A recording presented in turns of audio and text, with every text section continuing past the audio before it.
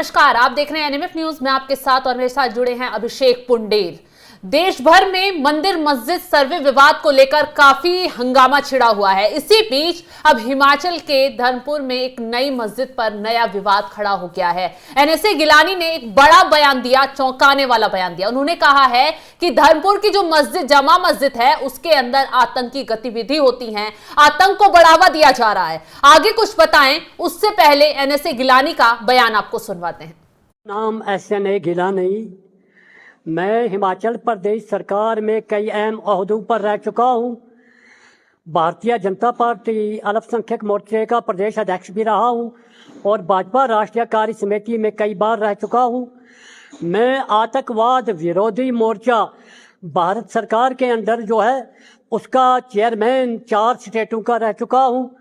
इस वक्त मैं अखिल भारतीय नसीहत रूहानी मिशन का राष्ट्रीय अध्यक्ष हूँ और हिमाचल प्रदेश अल्पसंख्यक कल्याण परिषद का प्रदेश का अध्यक्ष हूँ।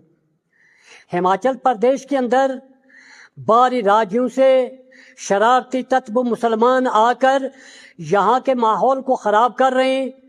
कहें मस्जिदों के ज़रिए, कहें कब्रिस्तानों के ज़रिए यहाँ की देवभूमि और यहाँ की हिंदुओं की बहन बेटियों पर गलत नज़र रख रहे हैं।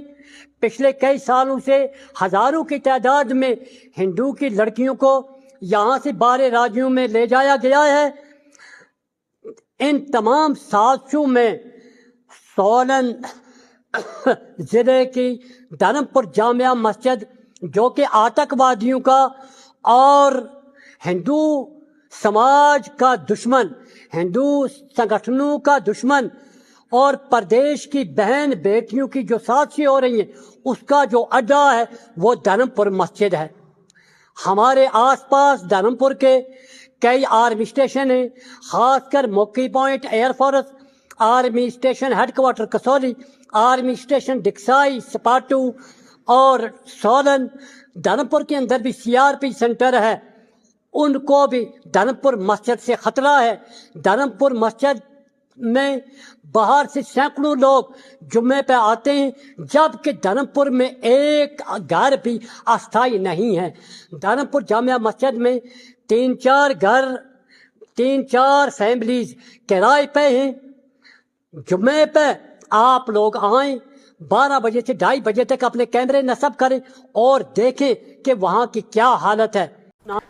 तो सुना आपने एनएसए गिलानी क्या कह रहे हैं। सबसे बड़ी बात तो ये है वो खुद मुसलमान हैं और अराजक मुसलमान तत्वों को लेकर ही इतना बड़ा खुलासा कर रहे हैं। उनका आरोप है कि जो वहां पर कुछ बाहर के लोग आते हैं, बाहर के कुछ ऐसे मुसलमान आते हैं जो वहां अशांति फैलाने की कोशिश कर रहे हैं और धर्मपुर की जो शाही जमा मस्जिद है उसके जरिए वहां पर अराजकता फैलाने की कोशिश की जा रही है, उसमें आतंक को पनाह दी जा रही है। अभिषेक, जिस तरीके से एनएसए गिलानी ने खुले तौर पर यह आरोप लगाए वाकई में बेहद गंभीर हैं।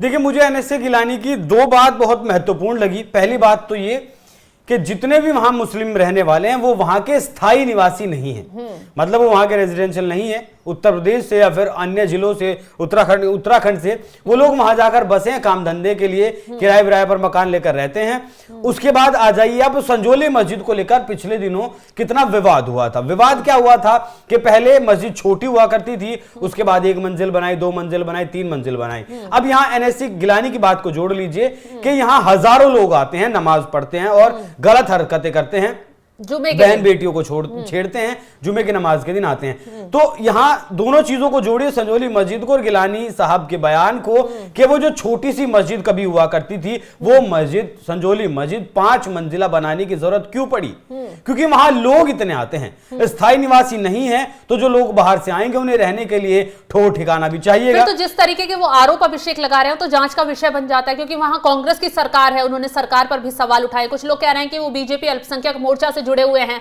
इसलिए वो टारगेट कर रहे हैं। नहीं, संजोली मस्जिद में जब ये विवाद हुआ था उस वक्त कई महिलाओं ने, कई पुरुषों ने, कई वहां के लोकल रेजिडेंट्स ने ये आरोप लगाया था कि जो लोग ये बाहर से आए हुए हैं, घुसपैठिए तक उन्हें वो लोग बोल रहे थे, वो सब्जियों के जरिए अफीम का और आपका ये चरस गांजा, इनका व्यापार करते हैं, ऊपर पहाड़ों तक पहुंचाते हैं और कई परिवारों को इन्होंने बर्बाद कर दिया सिर्फ पैसे के लिए। मतलब बाहर से सब्जियां लेकर जाते हैं सब्जी बेचने के लिए, अब सब्जियों के अंदर क्या कुछ रखा है कौन चेक करेगा?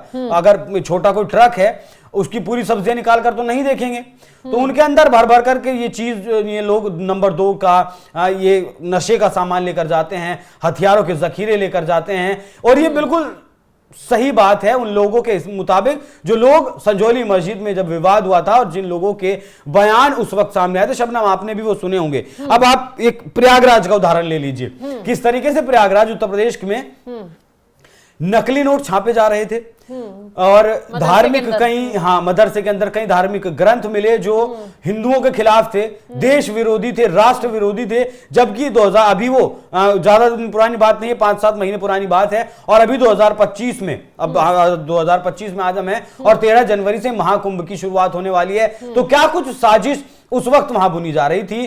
तो बहुत सारी ऐसी जगहें हैं जिन जगहों को हम जानते नहीं। दूसरी तरफ अभी घुसपैठियों को लेकर सरकार भी सख्त है और लगभग 12 लोगों को डिपोर्ट भी वापस बांग्लादेश कर दिया गया है और 1200 लोगों को चिन्हित भी कर लिया है, पहचान भी कर ली गई है। तो अवैध घुसपैठ उत्तराखंड और उसके साथ हिमाचल प्रदेश में बहुत बड़ा मसला है और इसीलिए वहां के लोग सख्त भू कानून की मांग करते हैं। उत्तराखंड के हालांकि सख्त भू कानून लागू है आपका हिमाचल प्रदेश में, लेकिन किसी ना किसी तरीके से वह अस्थायी तौर पर वहां निवास करते हैं और पैसे के लिए ये पूरी डेमोग्राफी को चेंज कर रहे हैं। हिमाचल प्रदेश में कम, लेकिन उत्तराखंड की डेमोग्राफी इतनी ज्यादा चेंज हो चुकी है इन घुसपैठियों के चक्कर में जिसका अंदाजा भी शायद आप नहीं लगा सकते, और इसीलिए शायद उनकी कैबिनेट मीटिंग्स में इसको लेकर प्रस्ताव भी लगातार दिए जा रहे हैं। अब मुस्लिम वेलफेयर सोसाइटी ने जो है वो गिलानी के खिलाफ कार्रवाई की मांग की है, वहां के उपायुक्त से मुलाकात की है, ज्ञापन सौंपा है कि जिस तरीके के वो आरोप लगा रहे हैं वे बेबुनियाद हैं और उनके खिलाफ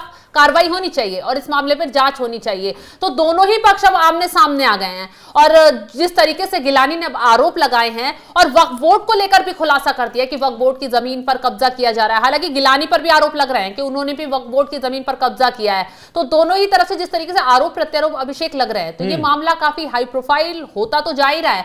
लेकिन गिलानी के जिस तरीके से गिलानी ने आरोप लगाए हैं, क्या उनके सपोर्ट में बीजेपी के और नेता उतरेंगे? क्या खुलकर कोई बोल पाएगा? देखिए, बीजेपी के नेता खुलकर बोलेंगे वो तो आप इस बात से अंदाजा लगा लीजिए कि वक्फ बोर्ड में संशोधन करने के लिए कानून लेकर आई थी लोकसभा में, जो फिलहाल जेपीसी में है। वक्फ बोर्ड में संशोधन कर जो असीमित शक्तियां दी गई हैं वो सीमित बीजेपी करना चाहती है, वो सेंटर लेवल पर करना चाहती है। तो मुझे नहीं लगता कि बहुत ज्यादा इस मामले में लोकल लीडर्स जरूर इंटरफेयर करेंगे, लोकल लीडर्स जरूर गिलानी का साथ देंगे और लोकल लीडर्स के कहने पर ही या उनकी सहमति के बाद ही एमएस गिलानी की तरफ, एनएस गिलानी की तरफ से ये बयान जरूर आया होगा। लेकिन मेरी भी बहुत सारे मुफ्तियों से, मौलानाओं से बात हुई जब मैं फील्ड में गया वक्फ बोर्ड को लेकर, तो उन्होंने भी मुझे बताया कि वक्फ बोर्ड जो है एक अवैध कारोबार का बहुत बड़ा धंधा है, क्योंकि वक्फ बोर्ड से जो कमाई होती है वो कहां जाती है, किसके पास जाती है, आज तक किसी को नहीं पता। एक सहारनपुर के मुफ्ती हैं, मुझे नाम मैं भूल रहा हूं, उन्होंने खुले तौर पर ओवैसी को और ये जो और तमाम लोग हैं उन्हें चैलेंज करते हुए कहा था कि कितनी बहन बेटियों की शादी की, कितनी शादियों में आपने दहेज दिया, कितनी विधवाओं को आपने छत दी, एक बार बता दीजिए वक्फ बोर्ड के पैसे से, तो वो मान जाएंगे। चैलेंज उन्होंने खुले तौर पर दिया था। लेकिन ये लोग राग तो जरूर अलापेंगे, छाती जरूर पीटेंगे वक्फ बोर्ड को लेकर, वक्फ बोर्ड पर कब्जा, वक्फ बोर्ड पर कब्जा। लेकिन वक्फ बोर्ड के पीछे जो हाल ही में असदुद्दीन अवैसी का बयान सुना होगा, जो उन्होंने ट्वीट करके कहा है कि जो संभल में चौकी बनाई जा रही है, पुलिस चौकी, वो वक्फ बोर्ड की जमीन है। हालांकि उस पर मस्जिद कमेटी दावा कर रही थी, तमाम वहां के कुछ लोग पेपर लेकर वहां डीएम के आगे पहुंचे, उन्होंने अपनी जमीन होने का दावा, डीएम के सामने नहीं पहुंचे। कल ही मैंने वहां के डीएम राजेंद्र पेंसिया का बयान सुना है, उन्होंने खुले तौर पर कहा है कल रात में ही अगर कोई कागज लेकर आता है तो हम उस पर जांच करेंगे, देखेंगे। लेकिन ओवैसी साहब मुझे बयान दे दीजिए, ओवैसी साहब मुझे बयान दे दीजिए 1977 में पहली बार शफीकुर रहमान वर्क विधायक चुने गए थे संभल से, 4 बार विधायक रहे हैं, 5 बार सांसद रहे हैं। क्यों स्कूल और अस्पताल नहीं बनवा पाया वर्क परिवार? जियाउर रहमान भी सांसद हैं। अगर आज सुरक्षा की दृष्टि से पुलिस चौकी वहां बनाई जा रही है, जबकि 24 नवंबर में आपने देखा क्या कुछ हुआ। अगर 1% मैं वहां संभल में गया हूं 3 बार, मस्जिद के पीछे भी मैंने जाकर पूरा कवर किया। शबनम, 15 फीट का एक डिस्टेंस था जो दंगाई और पुलिस के बीच था। एसपी के पीआरओ को गोली लग चुकी थी, एसपी के पैर में छर्रे लग चुके थे, डीएम के पैर में छर्रे लग चुके थे। अगर किसी भी सूरत में वो 15 फीट पुलिस छोड़ देती या पुलिस वहां से भाग जाती या पुलिस बेबस हो जाती उन दंगाइयों के सामने, तो जो नरसंहार आप संभल कहीं आपने नहीं देखा होगा, वो नरसंहार संभल में होता। जो सर्वे टीम थी एसडीएम के साथ वो मारी जाती, उसके बाद जो मुस्लिम मोहल्ला पुलिस पर ही लगाए जा रहे हैं ना। कुछ जो नेता हैं वो ये कह रहे हैं कि पुलिस की तरफ से फायरिंग की गई। किसने कहा? पुलिस की तरफ से अगर फायरिंग की गई तो अमेरिका और पाकिस्तान के बने कारतूस, अमेरिका और पाकिस्तान के बने हथियार, अफीम और ये गांजा, ये इस तरीके के नशीली पदार्थ जब छापेमारी वहां की गई तो कहां से मिले? पोस्टमार्टम की रिपोर्ट में किसी को भी पुलिस की गोली लगने की खबर नहीं आई, रिपोर्ट में नहीं आया। और जो तस्वीरें दंगाइयों के हाथ में फायरिंग करते हुए जो तस्वीरें दंगाइयों की आई वो किसकी थी? अवैसी साहब को अपनी दुकान चलानी है, लेकिन वो दुकान अब बहुत ज्यादा नहीं चल रही, इसलिए वो बहुत ज्यादा कड़वे लगातार होते जा रहे हैं। हालांकि इस बयान को देकर उन्होंने जाने अनजाने में जरूर वर्ग परिवार की पोल खोल दी। 4 बार विधायक रहे हैं, 5 बार सांसद रहे हैं। क्यों वर्ग परिवार वहां स्कूल, हॉस्पिटल और इस तरह की चीजें नहीं बनवा पाया? तो फिलहाल तो संभल पे तो नजर हम बनाए हुए हैं, लेकिन जिस तरीके से धर्मपुर की जामा मस्जिद को लेकर एनएसए गिलानी ने बयान और धर्मपुर ही नहीं सबरम, बहुत सारी ऐसी मस्जिदें हैं जिन पर इस तरीके के आरोप लगते हैं। असम का ही वो मदरसा था जिसमें से आतंकवादी पकड़ा गया था, जिसके बाद उस मदरसे पर हिमंता बिस्वा शर्मा ने बुलडोजर चलवाने का काम किया था। सहारनपुर में दारुल उलूम है। सहारनपुर जिले में जितने भी आतंकवादी अब तक, मुझे लगता है उत्तर प्रदेश में सबसे ज्यादा अगर आतंकवादी कहीं पकड़े गए तो उत्तर प्रदेश का सहारनपुर जिला है। और ज्यादातर सबका तार दारुल उलूम देवबंद से ही क्यों जुड़ता है? तो फिलहाल अब देखना तो यही होगा कि एनएसए गिलानी ने जो धर्मपुर की मस्जिद को लेकर आरोप लगाए हैं उस पर कब जांच शुरू होती है और उन आरोपों पर कांग्रेस सरकार की तरफ से क्या जवाब आता है, क्योंकि उन्होंने सीधा तौर पर कहा है कि यहां कांग्रेस का राज है जो बेहद खतरनाक है। तो आप क्या राय रखते हैं एनएस गिलानी के बयान पर? कमेंट कर अपनी राय में जरूर बताएं और तमाम खबरों की अपडेट के लिए आप हमारे साथ जुड़े रहें। नमस्कार।